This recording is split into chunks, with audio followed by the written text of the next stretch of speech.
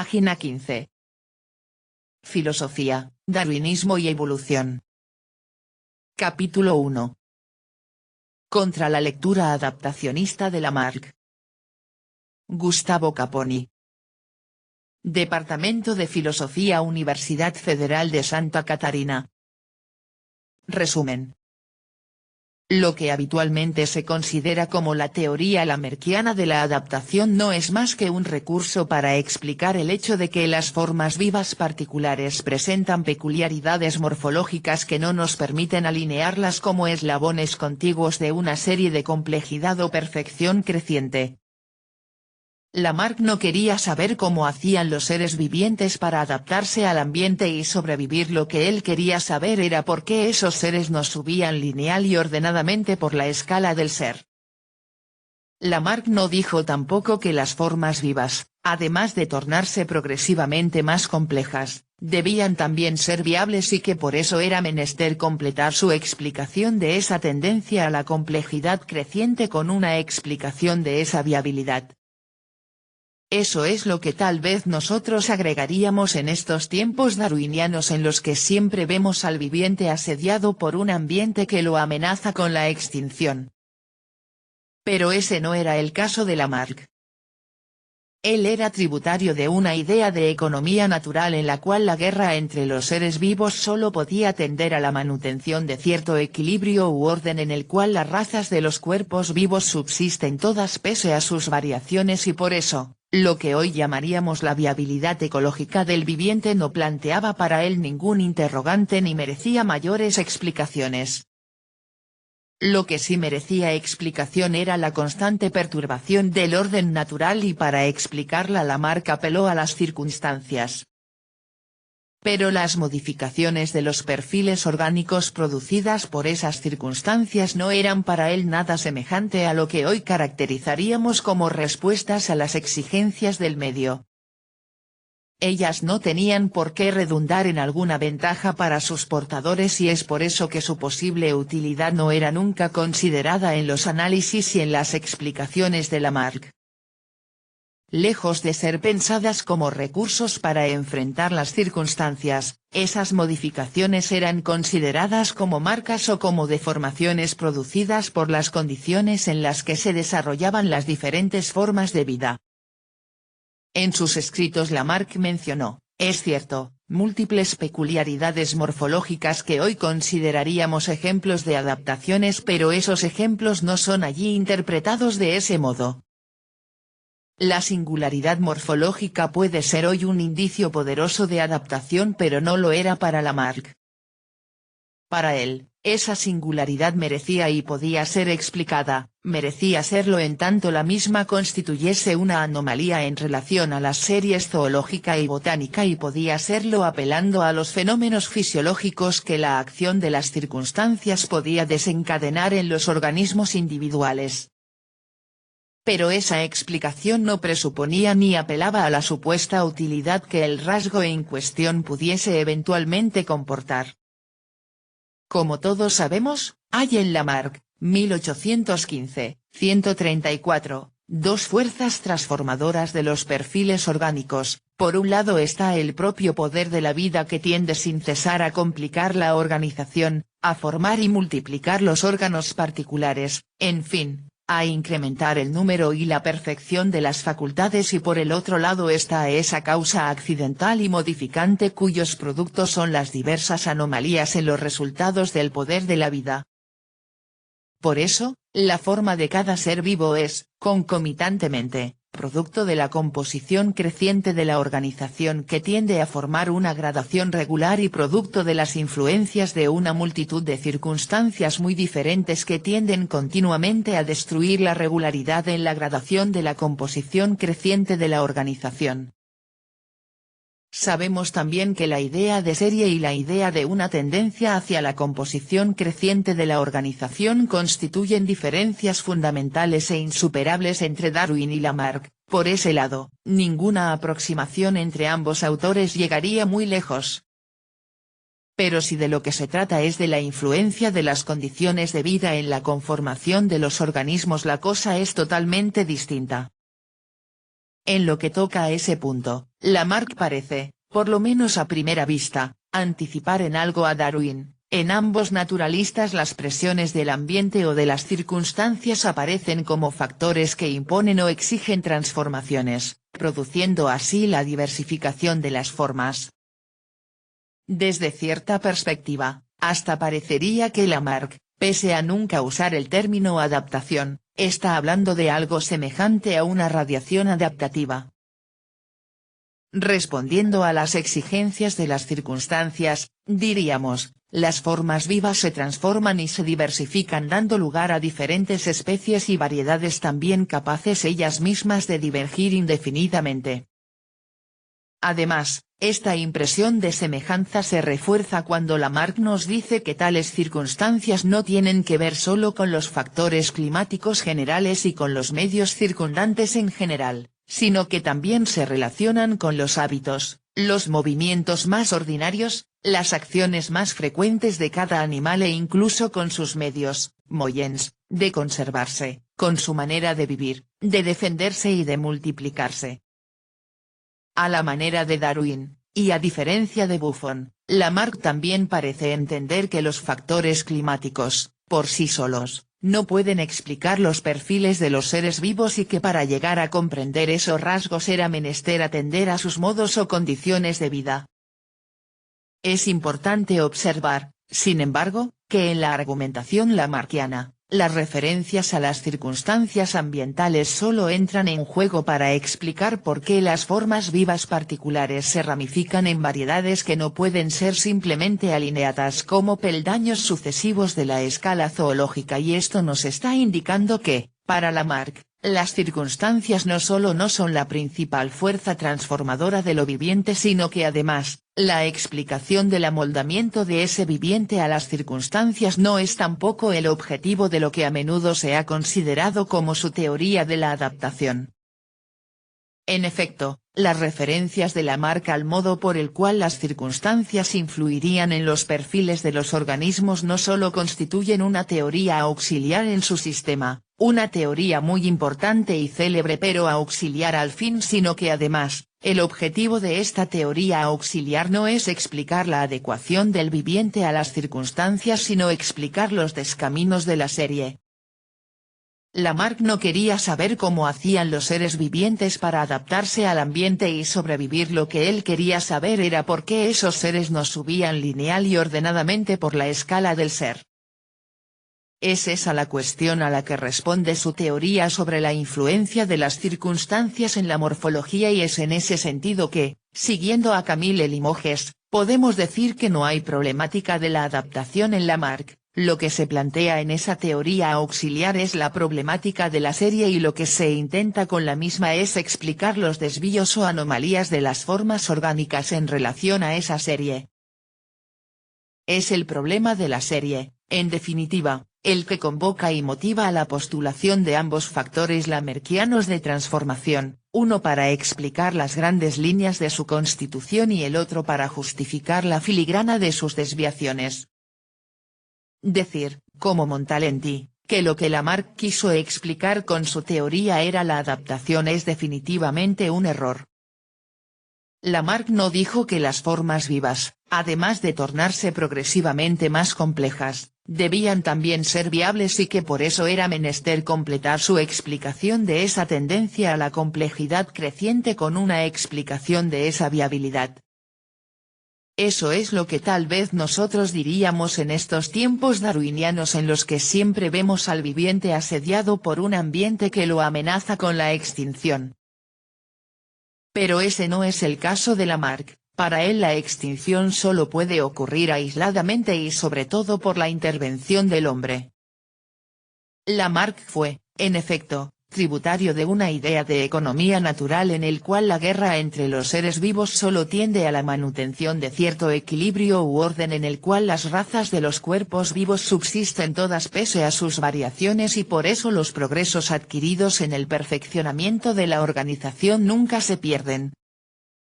En su mundo, como observó Limoges, 1976, 48. Es impensable que una especie no se acomode a su entorno en su sistema sin extinción de especie, no se prevé sanción contra las especies que fracasan en su acomodamiento a las circunstancias exteriores y, ya en ese sentido, puede decirse que no hay realmente una problemática de la adaptación en Lamarck. Lo que hoy llamaríamos la viabilidad ecológica del viviente no planteaba para él ningún interrogante y por eso no merecía mayores explicaciones. Se nos podría objetar, sin embargo, que, si de todos modos, el acomodamiento de los organismos a sus circunstancias forma parte de la explicación que Lamarck sugiere para los desvíos de la serie, entonces, no puede decirse, sin más ni más, que el asunto de la adaptación esté totalmente ausente de su obra.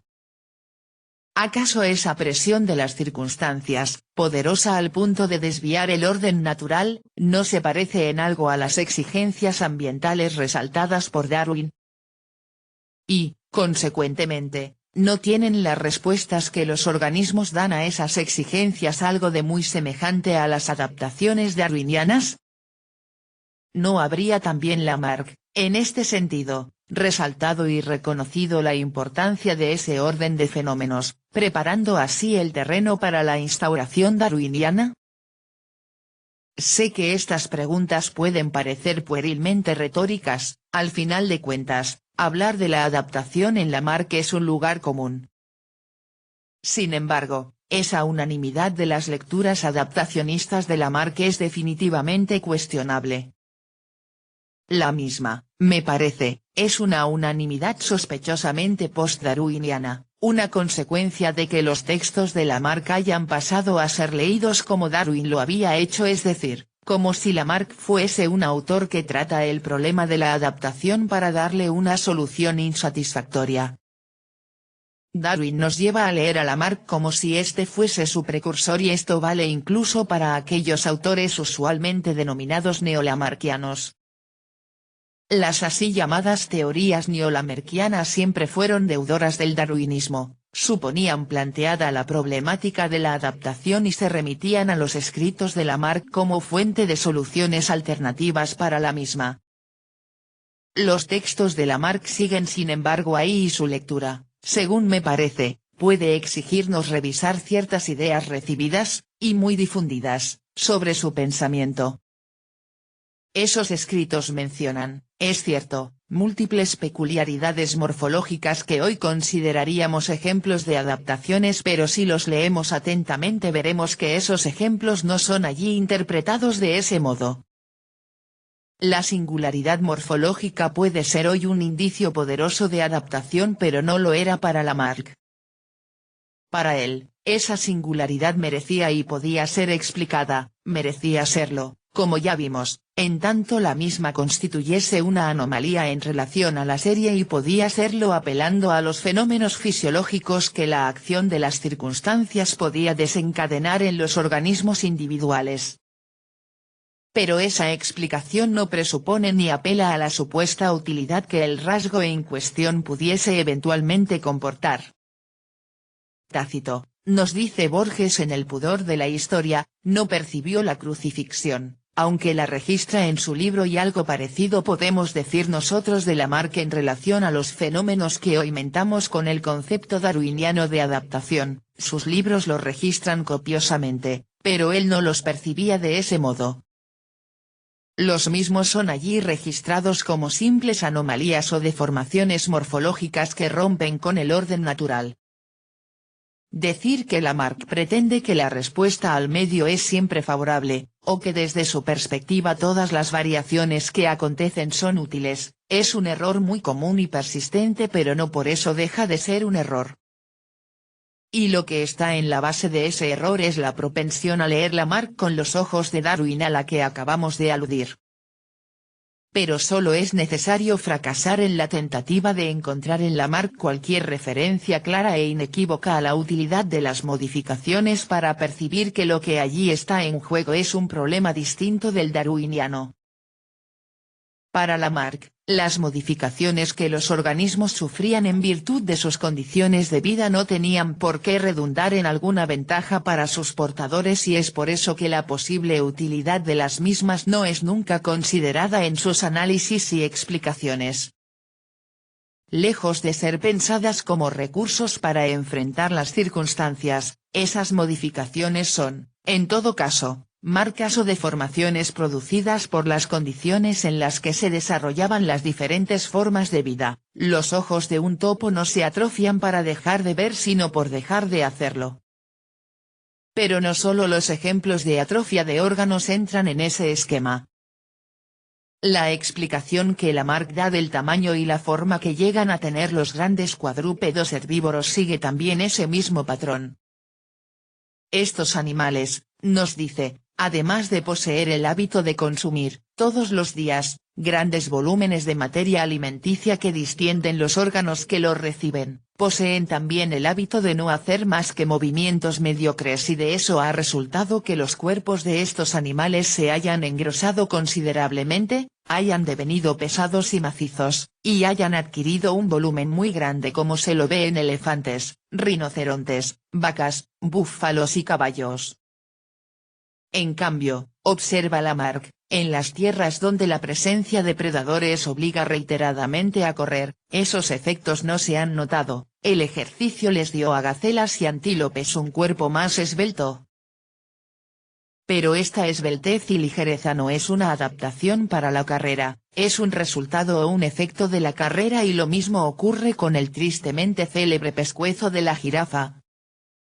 Para Lamarck, esa estructura anatómica no se estiró para permitir alcanzar las ramas más altas de los árboles, sino por causa del movimiento reiterado y continuo que ese animal realiza en su rutina de alimentación, el movimiento, o su ausencia, simplemente causa una modificación pero nada exige que esa modificación tenga que ser necesariamente útil. Ya el caso del perezoso recuerda más al de los grandes herbívoros y allí también queda muy claro que Lamarck presenta su conformación y sus capacidades motoras, no como ejemplos de una progresiva adaptación a un modo de vida, sino como el simple resultado de este modo de vida. Lamarck no piensa darwinianamente, no busca una utilidad particular para las características del perezoso. Estas no son vistas como integrando una estrategia de supervivencia sino como la simple consecuencia de las condiciones de vida a la que este animal se vio confinado. Siendo que lo que vale para el perezoso valdría también para cualquier tipo de animal cuyas condiciones de vida cambien y pase de tener alimento en abundancia, como un caballo europeo mantenido en un establo, a tener que depender de los escasos, magros y secos arbustos de la Patagonia, ese cambio generaría, según Lamarck, una raza de caballos menores.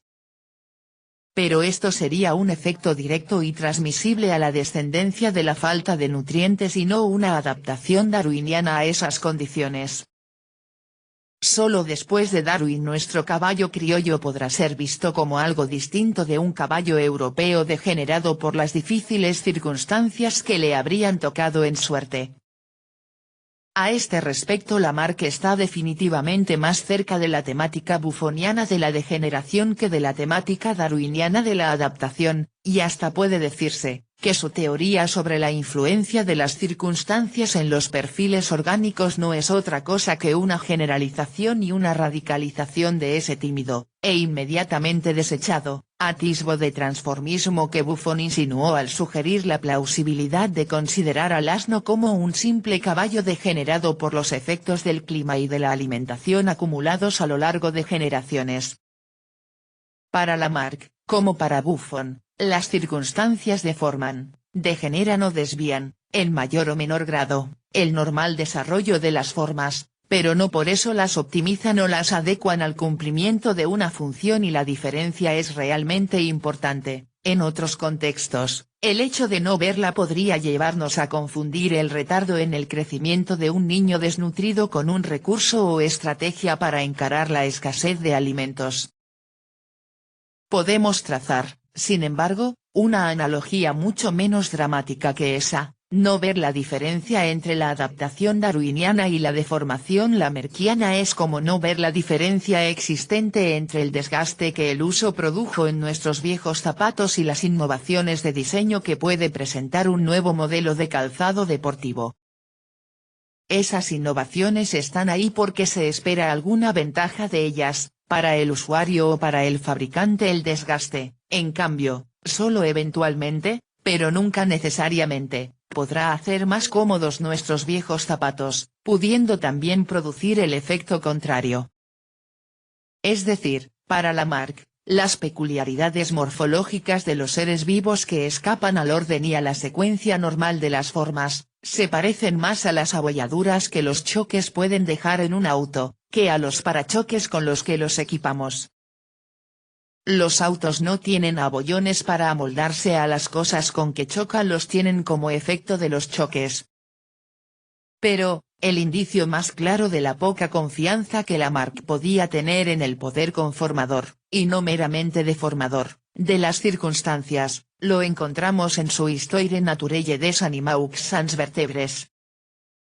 Allí, a la hora de explicar cómo la boca de los insectos superiores pudo hacerse más compleja, dejando de ser un aparato meramente succionador y pasando a ser un aparato masticador provisto de un número de partes mayor y más complejamente articuladas, Lamarck, en lugar de apelar a las influencias de las circunstancias, atribuye esos incrementos de la complejidad morfológica a la instauración gradual de un plan de organización dispuesto por la propia naturaleza.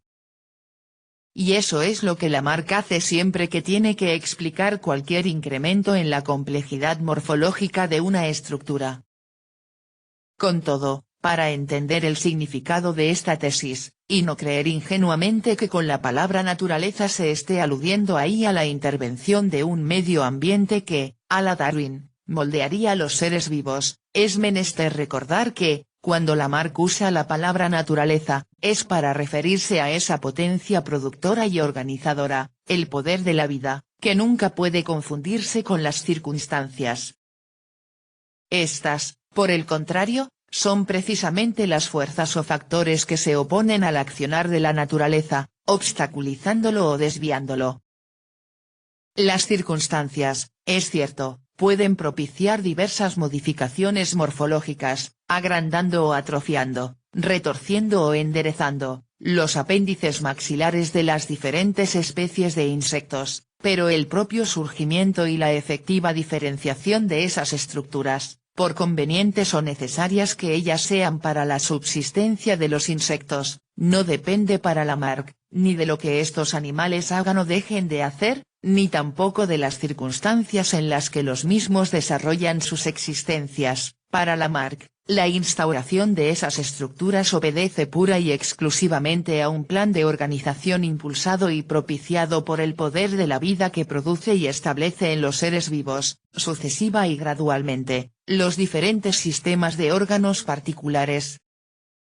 Las circunstancias y los hábitos que las circunstancias pueden promover no tendrían nunca ese poder creador, ni podrían producir tampoco ningún incremento real de complejidad como el verificado en el pasaje de los insectos succionadores a los masticadores. Pero, definitivamente, el mejor ejemplo para ver cómo la referencia a cualquier ventaja eventual de las modificaciones orgánicas está ausente en el razonamiento de Lamarck, lo encontramos en su explicación de la formación de los cuernos de los rumiantes.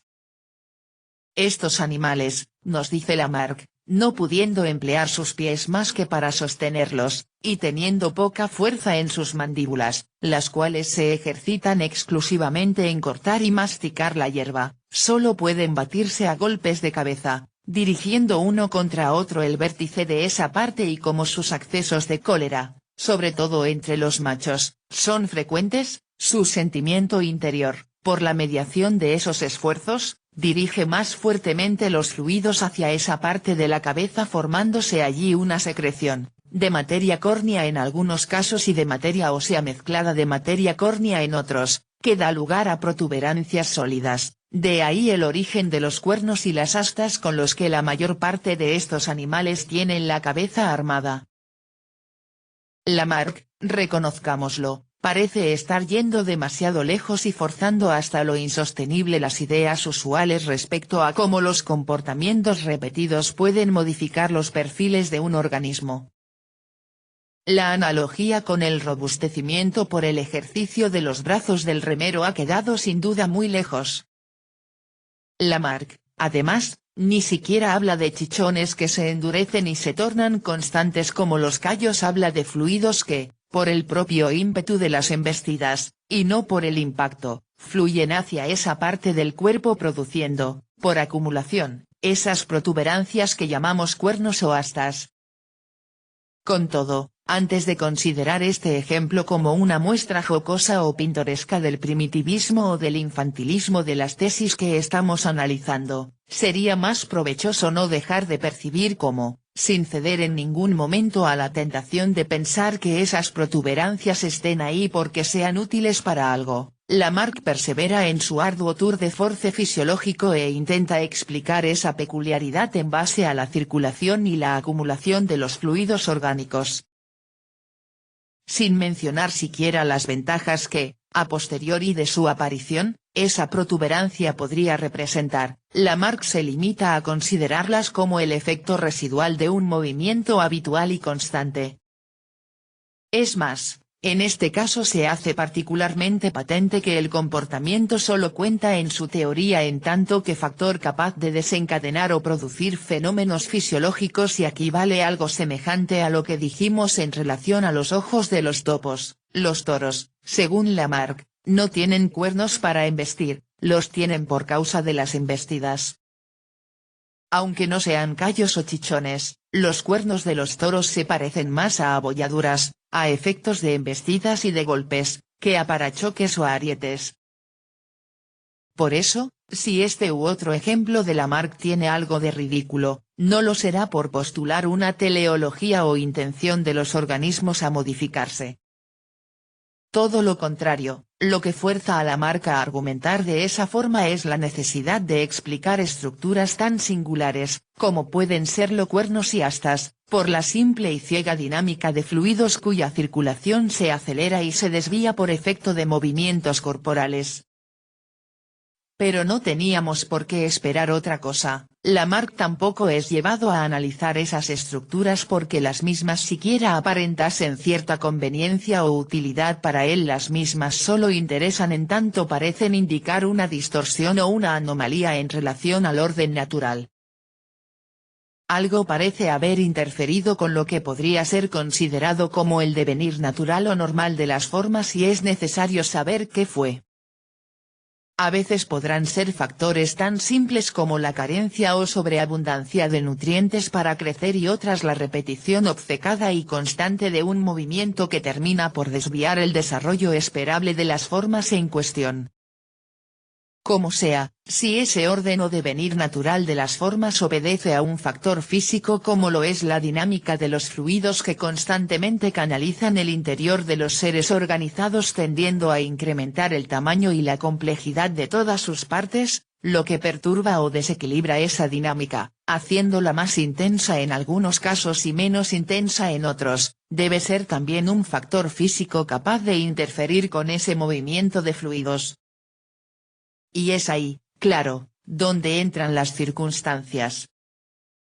Lamarck, podríamos decir, no pudo ser más claro porque no contó con esa, para él, inimaginable lectura adaptacionista de su filosofía zoológica que Darwin, sin quererlo, acabó imponiendo. Según la red Internet, Lamarck habla de transmisión y de respuesta directa de los organismos. Darwin, en cambio, habla de una variación azarosa, no orientada, aleatoria y sin dirección adaptativa, y de una selección que opera sobre dicha variación.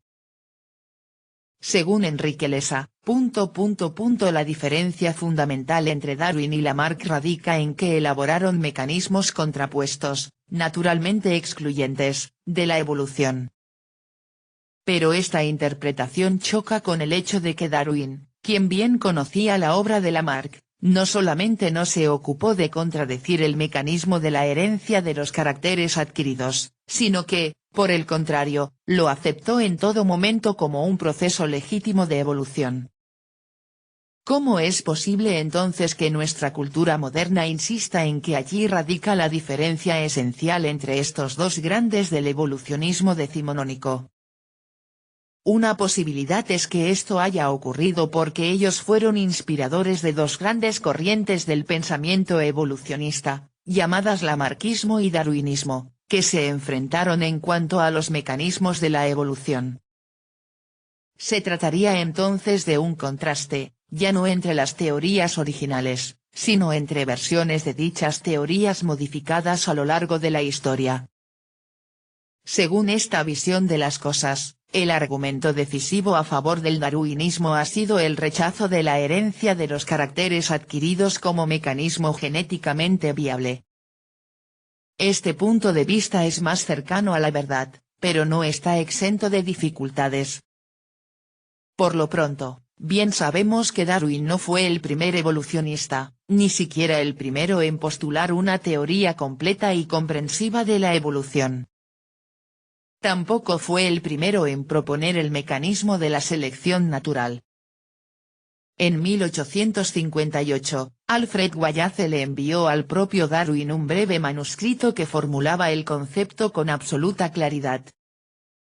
Si bien es cierto que Darwin ya había elaborado para ese entonces el concepto, el mérito es sin duda compartido. Finalmente, se dice que la idea de la selección natural es una tautología o repetición de un mismo pensamiento expresado de distintas maneras, ya que la selección opera mediante la supervivencia de los más aptos, que serían simplemente quienes sobreviven. Este ensayo se propone aclarar este mar de dudas sobre el papel de Darwin y sobre el mecanismo de la selección natural. A Lamarck le corresponde a este el gran mérito de haber elaborado la primera teoría completa y coherente de la evolución. En este sentido, Lamarck es sin duda el gran predecesor intelectual de Darwin y del evolucionismo moderno. Página 33.